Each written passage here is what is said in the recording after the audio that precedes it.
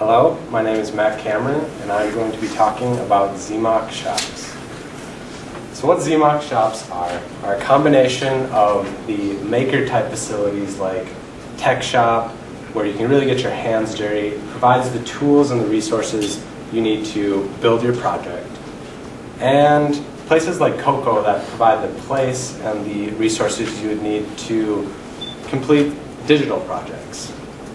But in countries that are overpopulated but educated, such as Bangalore, India. So the experience I have with shops like this comes from a group that I started 2 years ago called TeslaWorks.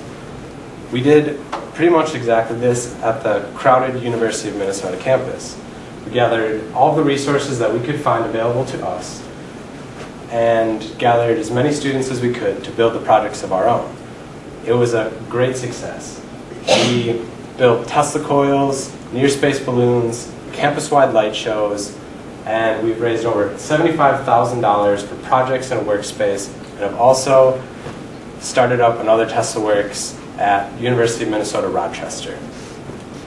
So, starting up another build space like this, we would need to assume that the people in these areas would like to get their hands dirty, that they would like to participate in a place like this, and that they would pay for something like this.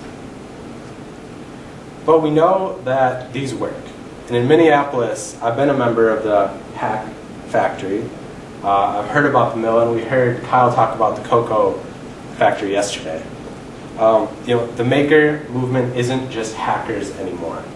Everybody can come in and build their project at these places. And in India, there are places like this, but they're more like Coco is, and less like the Hack Factory. The ones that I've found did not supply all of the tools that people needed. They just provided the space and the internet connection for more digital type projects.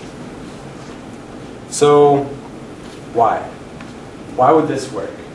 Because otherwise tools like CNC machines, 3D printers, and welders, and the training to use these would not be available to these people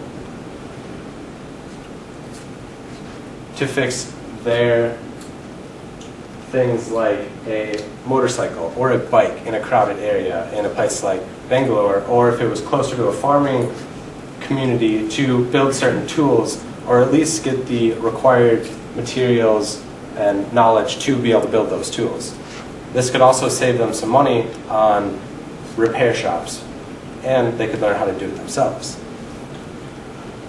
So they could also become informed about new innovations and solutions and learn how to do these things themselves. Hopefully, this would then lead to an increase of micro-entrepreneurship. And in my case, at the Hack Factory, I have seen this work. I've seen people make a living being welders using the materials given to them at the Hack Factory to make a living. Other cases at the tech shop are iPad cases.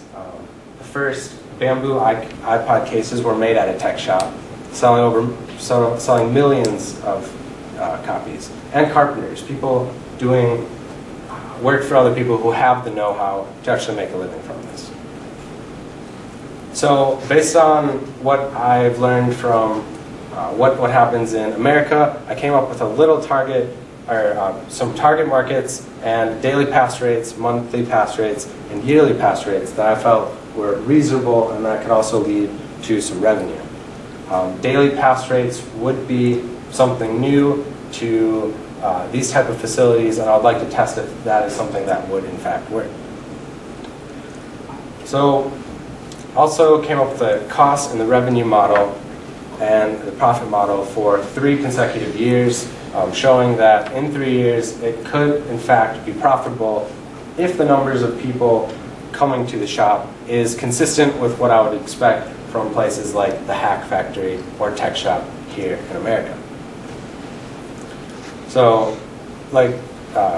cost, these are a couple of the costs that I was able to generalize really quickly, but what I would like to focus more on is the cost for the pilot plan. So if I were to get the $5,000 for the pilot plan, it'd be fairly simple. It'd be getting a 3D printer 5 kilograms of ABS plastic, and I would test, will people use this? Do people want to learn, and will people pay for this type of service? We would be giving the resources needed for inventors around the world to succeed. Thank you.